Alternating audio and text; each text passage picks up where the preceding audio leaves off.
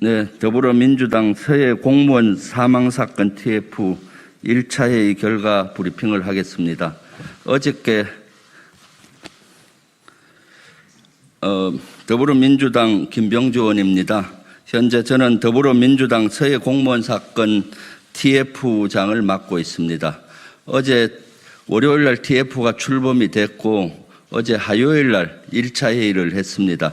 1차 회의 때는 국방부, 합참, 해양경찰 관계관들을 오게 해서 쭉 보고를 받았고 국민적인 의혹이 되는 부분에 대해서 팩트 체크를 자세히 했습니다. 그래서 오늘 그것을 정리해서 기자회견을 하는 자리를 가졌습니다. 먼저 오늘 참석해 주신 분 간단히 소개를 드리고 시작하겠습니다. 바로 옆에 계신 항의 의원님이십니다. 항의 의원님은 문체부 장관도 하셨지만은 서해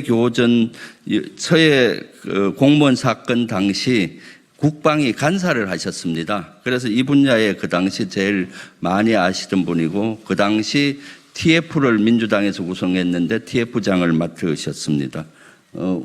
이용손 의원님 참석하셨고요. 윤재갑 의원님 참석하셨습니다. 윤재갑 의원님은 해군 소장 투스타 출신, 해군 제독 출신으로서 의원을 하고 있습니다. 특히 서해안에 대해서 누구보다도 작전을 많이 하신 분입니다. 윤건영 의원님 참석했습니다. 그럼 기자회견문을 먼저 낭독을 3명이서 돌아가면서 하고 나중에 저쪽에 가서 백불로 세부적인 내용을 사안별로 또 질의응답 시간을 갖도록 하겠습니다. 윤석열 정부의 월북 판단 번복은 대통령실 주도의 정치 공세 프로젝트였음이 밝혀지고 있습니다. 더불어민주당 서해 공무원 사망사건 TF는 어제 28일 서해 공무원 사망사건과 관련해 국방부, 합동참모본부, 해양경찰청의 보고를 받고 질의응답을 진행했습니다. 윤석열 정부의 월북 번복 결정 경과를 짚어본 결과 월북 판단을 번복하는 과정에서 국가안보실이 깊게 연루되어 있음을 확인되었습니다.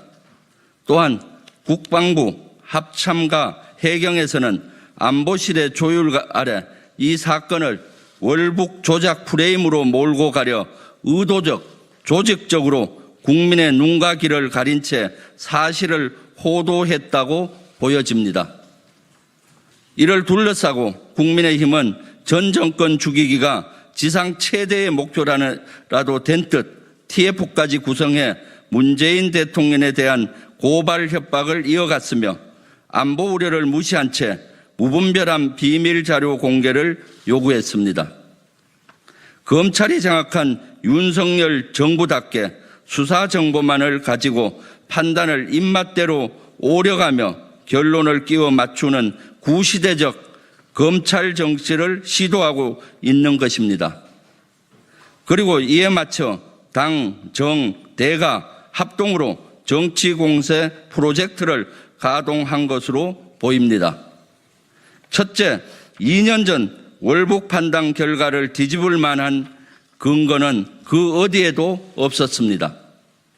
2020년 9월 중간 수사 결과 발표 이후 2022년 6월 최종 수사 발표까지 해경의 수사는 진전된 것이 전혀 없었습니다.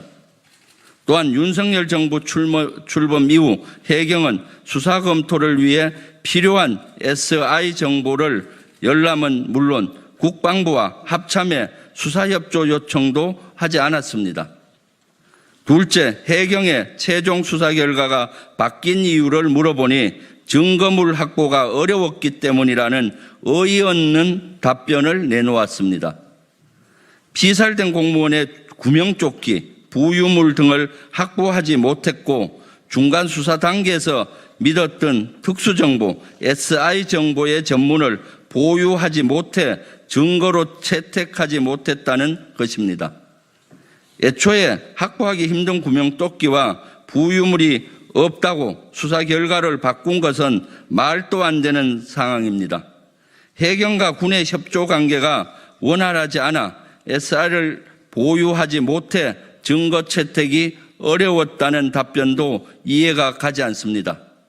셋째, 국방부와 합참의 정보 판단 역시 변한 것이 없습니다.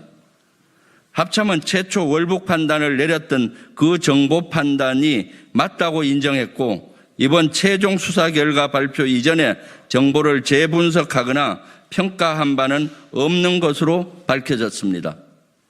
아무런 재수사나 분석 없이 단순히 결론만을 뒤집었습니다. 윤석열 정부 안보실과 최종 수사 발표를 조율했음을 시인하였으며 이 조율에 따라 국방부와 해경이 월북 번복 문건을 작성하고 합동으로 발표를 한 것으로 판단됩니다. 또한 국민의힘의 주장에도 심각한 오류가 있음을 확인했습니다. 첫째, 문재인 정부 NSC는 국방부의 답변 지침을 하달한 적이 없습니다.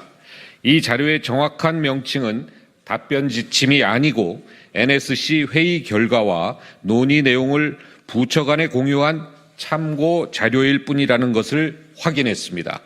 관계장관들이 참석한 NSC 회의 후 통상적으로 회의 결과를 종합하여 회의 참석자에게 공유하는 언론 피지 성격인 것입니다. 청와대가 지침을 하달해서 월북 사실을 몰아갔다는 것은 음모론에 불과합니다. 특히 이 사건을 월북으로 규정하라고 한 어떠한 청와대 지시나 공문은 없었다고 국방부가 직접 밝혔습니다. 여기서 청와대는 문재인 정부 청와대를 말씀드립니다.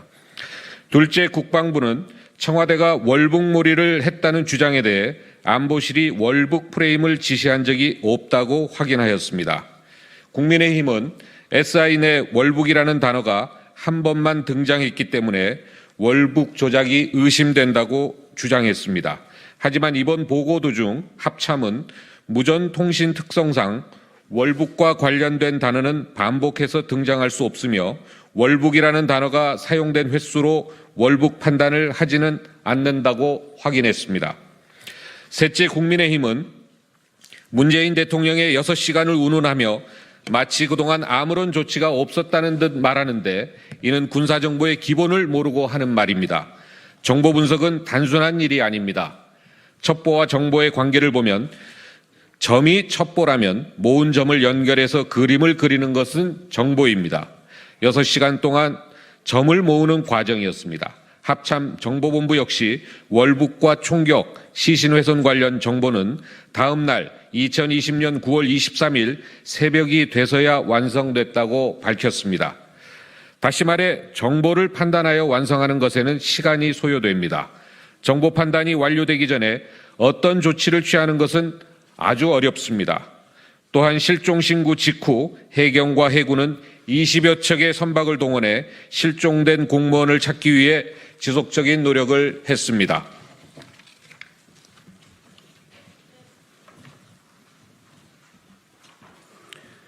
민주당 서해 공무원 사망사건 TF는 이번 1차 회의를 통해서 대통령실이 해양경찰청과 국방부, 합참의 최종 수사 결과 내용에 개입한 정황을 확인했습니다. 또한 국민의힘의 주장은 사실이 아니며 악의적 왜곡, 과장, 자의적 해석에 근거한 정치 공세에 불과함을 국방부와 합참, 해경의 상세한 보고를 통해서 확인할 수 있었습니다. TF는 추후 회의에서도 최종 수사 발표 과정에서 대통령실 국가안보실이 개입한 정황과 근거, 경과 등을 낱낱이 밝히고 수사 결과를 입맛대로 골라내거나 부실하게 처리한 증거를 밝혀내겠습니다. 향후 국방부 장관과 해경청장, 안보실장의 보고를 통해 대통령실과의 연결고리를 찾아낼 것입니다. 또한 국방부 협조 후 SI를 열람해서 이 사건의 본질인 월북 여부를 명명백백히 밝혀내겠습니다. 서해 공무원 유족들께는 다시 한번 위로의 말씀을 드립니다. 아울러 윤석열 정부와 국민의힘에 더 이상 정치적 목적만을 달성하기 위해서 이 사건을 악용하지 말 것을 당부드립니다. TF 단장 김병주, 김민기, 김병기, 기동민, 황희, 이용선, 윤재갑, 이건영 의원, 부승찬 전 국방부 대변인, 이상 더불어민주당 서해 공무원 사망 사건 TF 일동